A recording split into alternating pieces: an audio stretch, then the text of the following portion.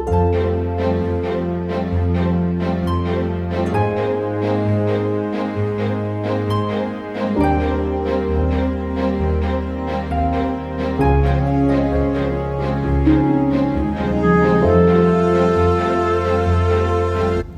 সুপ্রিয় দর্শক মণ্ডলী, সবাই কেমন আছেন?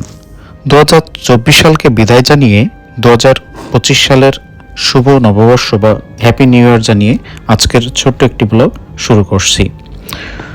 তো সুপ্রিয় দর্শক মণ্ডলী, দেখছেন যে সরিষা ফুলের একটি ক্ষেত, নীল আকাশের নিচে বিস্তীর্ণ ফসলের মাঠ জুড়ে হলুদ সরিষা ফুল।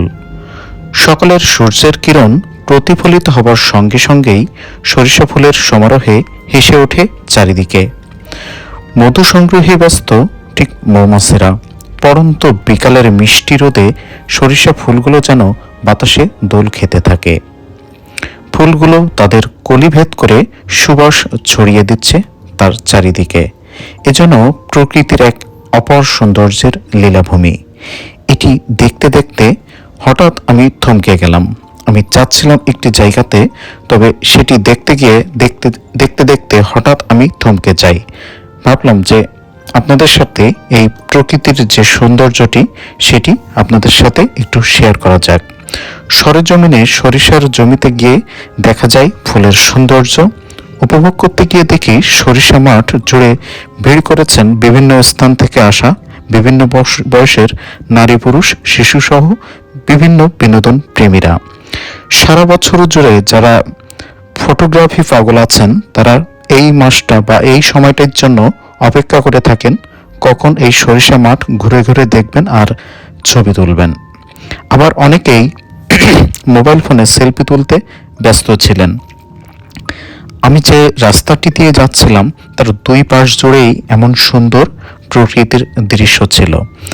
একটি পাশে অনেক ভিড় থাকার কারণে আমি বিপরীত পাশে আপনাদের ভিডিও করে দেখালাম, এবং একাধিক এখানে কিছু কৃষকের সাথেও আমার দেখা হয়েছিল।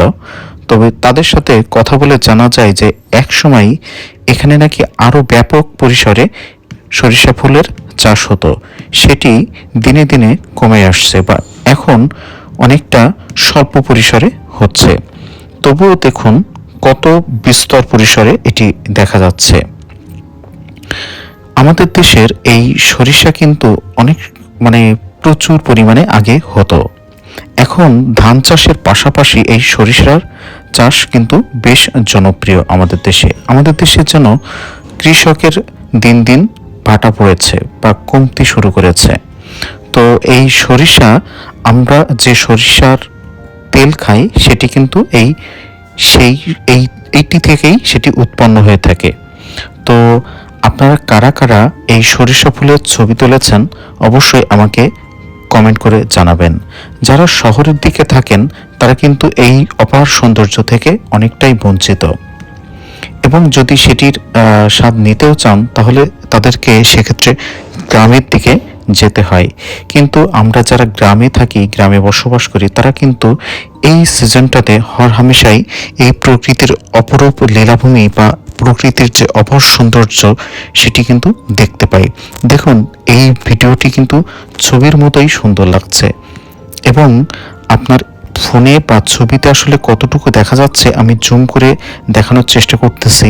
আপনাদের কেমনটা লাগতেছে আমি জানি না, তবে সরেজমিনে দেখার অভিজ্ঞতাটা কিন্তু আরো অনেক বেশি সুন্দর। তো কাদের কাদের এই সরিষার ক্ষেতে ছবি তোলার অভিজ্ঞতা আছে অবশ্যই কমেন্ট করে জানাবেন। আজকের এই ছোট্ট ব্লগটি এখানেই শেষ করছি। সবাইকে আবারও নতুন বছরের শুভেচ্ছা জানিয়ে আজকের ভিডিওটি এখানেই শেষ করলাম। সবাই ভালো থাকবেন, সুস্থ থাকবেন। ধন্যবাদ।